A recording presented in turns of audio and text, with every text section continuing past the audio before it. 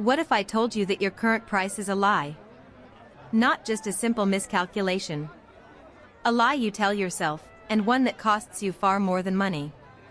It costs you respect, recognition, and the true worth of your work. Stick with me, because in the next few minutes, we're not going to talk about boring math formulas. We're going to deconstruct the 7 psychological layers of pricing through a story. The story of a man who created magic with his hands but sold himself short.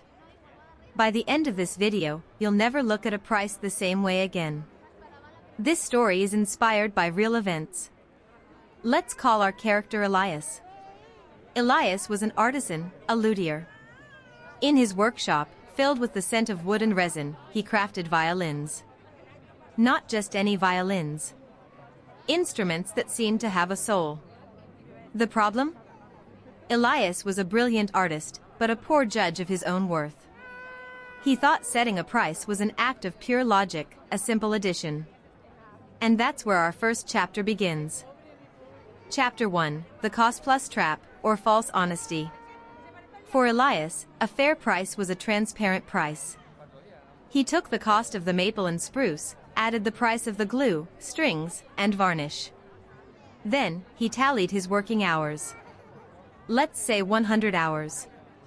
He paid himself an hourly wage he considered reasonable, a wage a skilled laborer would earn. He added it all up, tacked on a tiny margin for contingencies, and there it was. His price was set. He was proud of it. I'm not ripping anyone off, he told himself. The client pays for the materials and my time. It's honest. But Elias's honesty was an illusion. It was fear disguised as virtue. He wasn't setting a price, he was asking for reimbursement for his expenses and time. He completely ignored the value he was creating. He was selling an object, not an emotion. He was selling wood and hours, not the sound that would bring entire concert halls to tears. This cost-plus trap is the first level of pricing ignorance. It's the most common, the most reassuring, and the most destructive. But that wasn't all, because this mistake was about to blow up in his face in a humiliating way. Which brings us to Chapter 2, Perceived Value, or the Silent Violin.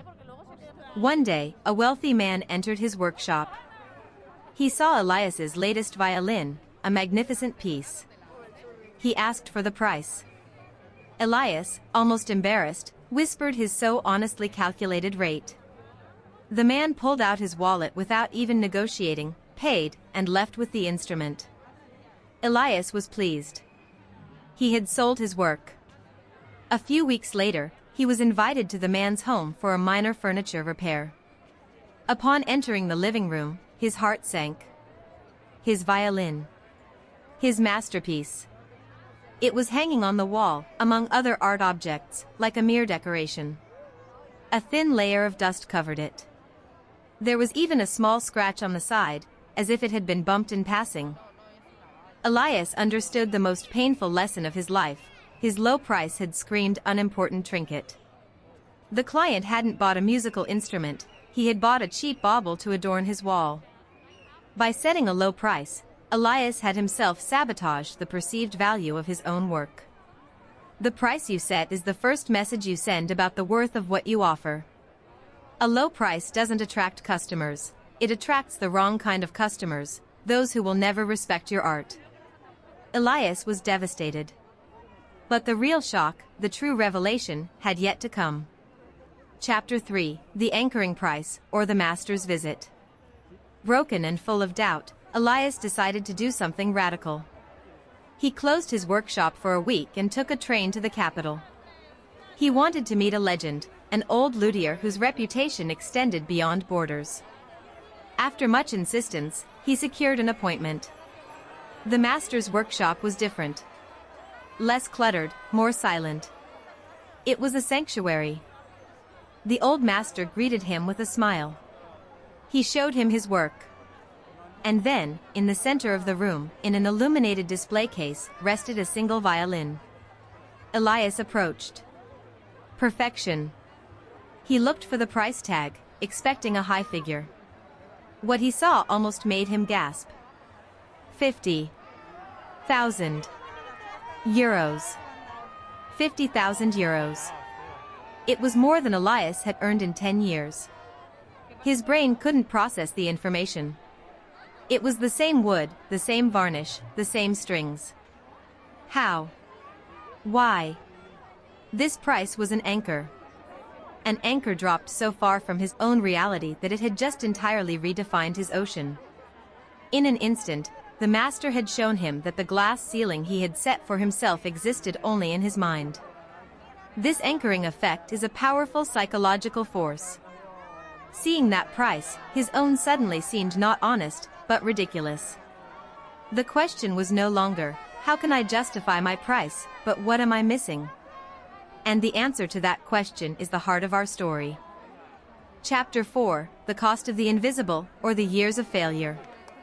Elias, stammering, dared to ask the question. 50,000. But, how? The old master placed a wrinkled hand on his shoulder. Young man, he said softly, the client who buys this violin isn't paying for the wood. They're paying for the 1,000 failed violins that taught me how to make this one. They're paying for the sleepless nights, the cut fingers, the books I've read, the masters I've listened to. They're paying for the 30 years when no one wanted my work. This price doesn't cover the 100 hours spent on this instrument. It covers the 40,000 hours of my life that allowed me to make it in 100 hours. And there it was. The revelation. Elias was calculating his visible time. He was forgetting the cost of the invisible, the years of learning, the expertise, the mistakes, the research, the passion, the unique craftsmanship that doesn't appear on any supplier's invoice. Your price shouldn't reflect the time a task takes today, but the journey you've traveled to be able to do it. It's the value of your experience, and it's priceless. That's the secret of true experts. They don't sell their time, they sell their past. Elias returned home transformed. He no longer saw his workshop in the same way. He saw a laboratory, a place of heritage. Chapter 5, Differentiation, or the Secret Signature.